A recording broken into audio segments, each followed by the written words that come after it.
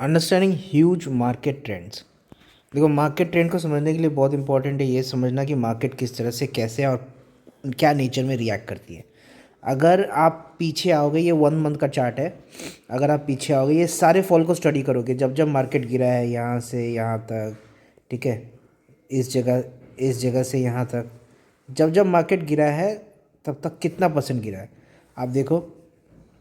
इस जगह से यहाँ तक, ठीक है, इस तरह से कब मार्केट साइडवेज हुआ था आप देखो। ये जो जगह देख रहे हो, अगर कंटिन्यू गिरावट के बाद और गिरता नहीं है मार्केट, फिर वहाँ से ऊपर चला जाता है, मगर ऊपर भी नहीं जाता, तो उस एरिया को हम, इस एरिया को साइडवेज कंसिडर कर सकते हैं, ठीक है। अब आप ध्यान से देखो, तो मार्केट करीबन गिरा है, मतलब 95 से लेके 99, तो हम लोग 2000 का डेटा देखते हैं, ठीक है। इतना पुराना डेटा हमारे लिए शायद मायने ना रखे, क्योंकि मैंने क्या किया, बैंक निफ्टी में थोड़ा रिसर्च किया, और बैंक निफ्टी में देख के ये पता चला है कि मार्केट का जो लास्ट 24 ईयर्स में जो ट्रेंड है, ठीक है, वो किस तरह का रहा है, ठीक है।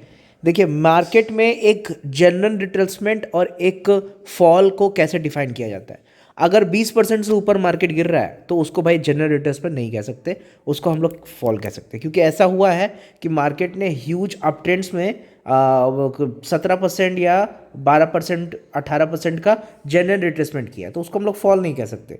अब देखो, ये जो है, ये अगर ध्यान से देखोगे तो ये आपका देखो 30%, ठीक है, ये इसको फॉल कंसिडर किया जा सकता है, मगर याद रखना कि ये चढ़ते के टाइम पे एक गिरावट, जनरल रिट्रेसमेंट की कैटेगरी आती है। जैसे बड़ा फॉल कब होता है, जब इवेंटफुल फॉल होता है। इवेंटफुल फॉल देख लो, यहाँ पे देख लो, ये इवेंटफुल फॉल है, ये ज़रूर 2008, हाँ, लेमन ब्रदर क्राइसिस वो वाला फॉल है, ठीक है, पूरा इकोनॉमी चला गया था। अब देखो, यहाँ से 2008 से लेके 2020 तक बहुत सारे फॉल आए हैं, ठीक है, ठीक है। कुछ जनरल रिट्रेसमेंट है, जैसे कि ये वाला देख लो, ये अप ट्रेंड में एक 12% का फॉल है, तो इसको फॉल नहीं कह सकते हम लोग, कह सकते हैं कि ऊपर जाने के टाइम पे मार्केट जो नीचे जनरल रिट्रेस कर रहा है उस तरह का, इसे फॉल कह सकते हैं कि ये देखो, ये ऊपर से जब मार्केट अप ट्रेंड में जब पूरा गिर गया, नहीं, इसे भी फॉल नहीं कह सकते, ये भी 20% का है, ठीक है, 20-22% का है। तो फॉल, अब आपको समझना पड़ेगा फॉल क्या होता है।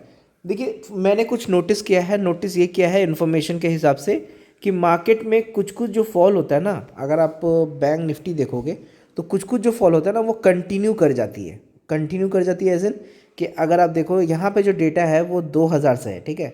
अब देखिए, कुछ कुछ फॉल है जिसको फॉल होने में करीबन 6 महीना से लेके 1 साल तक लग गया है, तो वो स्लो स्लो फॉल हो रही है, ठीक है। जैसे कि 2015-16 में अगर आप देखो, ठीक है, मार्केट गिरी थी लेमन ब्रदर क्राइसिस के बाद और कोरोना के बीच में, 2015 में मार्केट गिरी थी, ये रहा, ठीक है, वो भी एक नहीं, दो दो बार, ये 2010 है, सॉरी, 2015, देखिए 15 में गिरना चालू हुई थी, और इतनी गिरी थी कि इसको गिरते गिरते 16 तक पहुंच गई थी, ठीक है। तो आप यहाँ पे अगर देखें तो ये जो है, ये 15 मार्च से लेके 16 मई, सॉरी, 15 मार्च से लेके 16 अप्रैल, 16 फेब, ठीक है, तो ऑलमोस्ट 9-8 महीने गिर जाती है।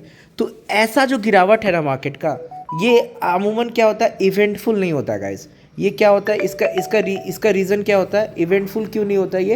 इवेंटफुल में ज़्यादातर आप देखिएगा ना कि मार्केट एक ही महीने में बहुत ज़्यादा गिर गया, मतलब 50-60%, ठीक है, बहुत ही पैनिक मोड, बहुत ही, मतलब कुछ एकदम बहुत बड़ा क्राइसिस, बहुत बड़ा पैनिक सिनेरियो, बहुत बड़ा सेटबैक, वहाँ पे मार्केट गिरा, ठीक है। उसके बाद फिर वो धीरे धीरे टूट के रिकवर किया, कभी कभी फास्ट भी रिकवर कर गया, ठीक है।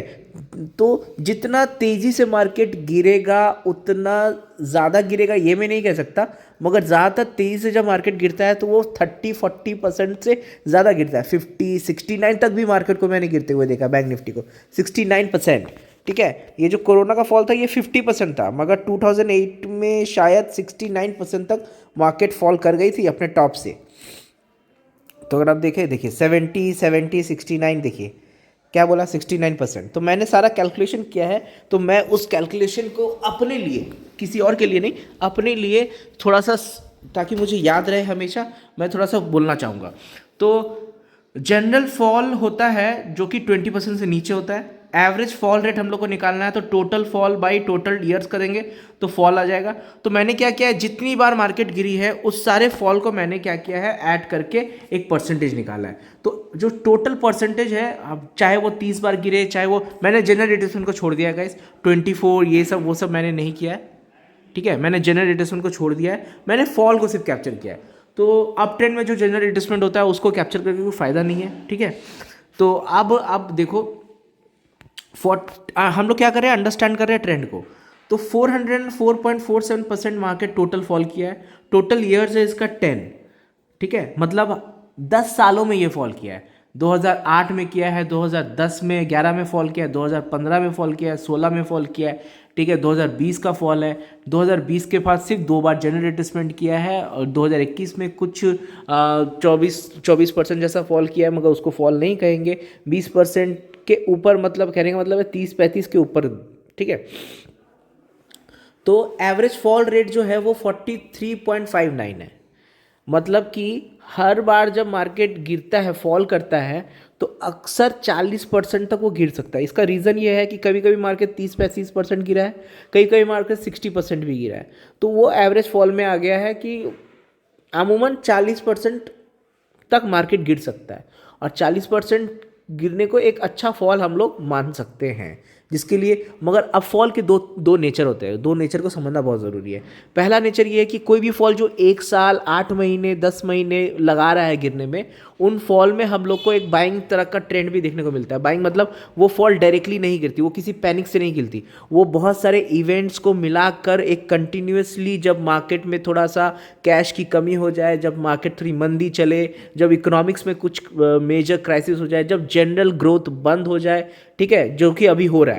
अभी आप देखोगे एक के बाद एक न्यूज़ हमारे लिए बहुत बुरा साबित हो रहा है, जैसे डॉलर गिर रहा है, ठीक है, इम्पोर्ट टैरिफ आ गया, तो इससे क्या हो रहा है, नेगेटिविटी बढ़ रही है। तो ये 5-6 इवेंट मिला के मार्केट ऐसा नहीं है कि डायरेक्ट नीचे गिर रहा है, कोई पैनिक में नीचे गिर रहा है, अचानक से कोई क्राइसिस हो गया, कोई बहुत बड़ा सेटबैक हो गया, वर्ल्ड वॉर हो गया, या ऐसा कुछ हो गया, मार्केट गिर रहा है, उसके ऊपर गिरावट में आपको देखने को मिलेगा कि उस गिरावट में भाई लोग कि मार्केट के, अगर आप 1 डे पे जाओगे तो उस गिरावट में आपको देखने को मिलेगा कि बहुत सारे ऊपर की तरफ भी कैंडल्स बन रहे हैं। देखिए, अगर आप इसी गिरावट को देखेंगे तो ये गिरा मार्केट, फिर ऊपर आया, फिर गिरा, फिर ऊपर आया, अब फिर गिर रहा है। तो 1 डे में क्या है, 3 बार ऐसा स्विंग बना बना के गिरा हुआ है, ठीक है। पहले ये ऊपर आया, फिर ये फिर ऊपर से देखिए, ऊपर नीचे, ऊपर नीचे, ऊपर। तो अब ज़्यादातर पैनिक मोड में क्या होता है, मार्केट धड़ाम से नीचे।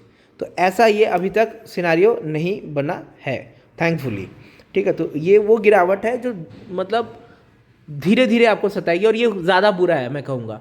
पैनिक जब होता है तो उसमें क्या होता है, पैसा भी ज़्यादा बनता है एक बार में। अगर किसी का, ये कोरोना में अगर किसी ने ट्रेड ले लिया नीचे की तरफ, अच्छा खासा बड़ा पैसा बना लिया, क्योंकि उसको पता ही था पुट सेल करना, पुट बाई करना है और कुछ करना नहीं है, सॉरी, ठीक है। अब टोटल ईयर्स जो है 10, एवरेज फॉल रेट हो गया 43%, total fall is 10, total data of 25 years, 25 साल में 10 बार मार्केट गिरी है with an average fall of 43%, clear है, ठीक है। Average fall in every 2.5 years ये होता है। अब आप 2020 के बाद अगर देखो तो कोई भी बड़ा फॉल नहीं हुआ है।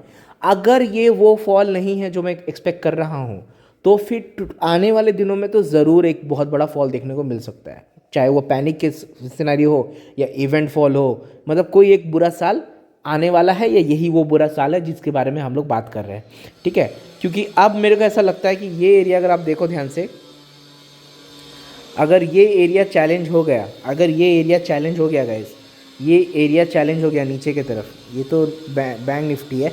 निफ्टी में क्या है, निफ्टी में खासा डाउन साइड में है मार्केट।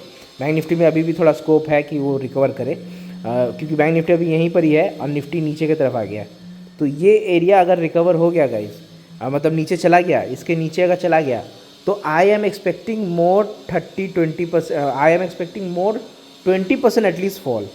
तो मेरा जो अगला ये होगा वो टारगेट होगा ये, इस जगह को सम्मानपूर्वक मार्केट आएगा, आने के बाद रेस्पेक्ट कर सकता है, ठीक है। ये सम्मानजनक एरिया है, ठीक है, ये जगह पे मार्केट आ सकता है, ठीक है। अभी देखते हैं क्या होता है। 21,000 तक मार्केट आ सकता है, 21-20 हज़ार तक, उसके नीचे भी जा सकता है, मगर आई गेस वहाँ से फिर मार्केट की एक रिकवरी होनी शुरू हो जाती है। तो अगर अब 21,000 भी मार्केट अगर आता है तो यहाँ से और 12-13% है, ठीक है, यहाँ से और 12-13% है, कम से कम 10%, 9% और है। तो इससे ज़्यादा मार्केट नहीं गिरना चाहिए। मगर मैं अभी भी बोलूँगा कि मार्केट में तो इसमें डरने का नहीं है। अब स्टॉक्स अच्छे अच्छे बाई करते रहो, डिप्स पे बाई करते रहो, प्लीज़ ये वही टाइम है, बाई करते रहो। और दूसरा मैं ये बोलूँगा कि ये एक अपॉर्चुनिटी की तरह ट्रीट करो। मार्केट अगर नीचे जाएगा तो पैसा भी बन सकता है, ठीक है। तो ये हुआ एवरेज फॉल, मैं आपको बता दिया, ठीक है। कुछ डेटा और बता देता हूँ। 2020 से लेके 2015 इन 5 सालों में मार्केट सिर्फ 2 बार गिरी थी, 2020 और 2015। 2015 के पहले मार्केट 2013 में गिर चुकी थी। 2013 के पहले मार्केट 2010 और 11 में कुछ करीबन 8 महीने और गिरी थी। 2008 में मार्केट धड़ाम से गिर गई थी। 2006 और 6 में मार्केट अच्छा खासा गिर गई थी। 2004 में और भी मार्केट गिरी थी, और 2001 में भी मार्केट गिरी थी। 2000 में भी मार्केट गिरी थी, 2001 में भी। यहाँ पे एक और चीज़ पैटर्न मैंने नोटिस किया है, duration of the fall in between is reduced in last 20 years and so.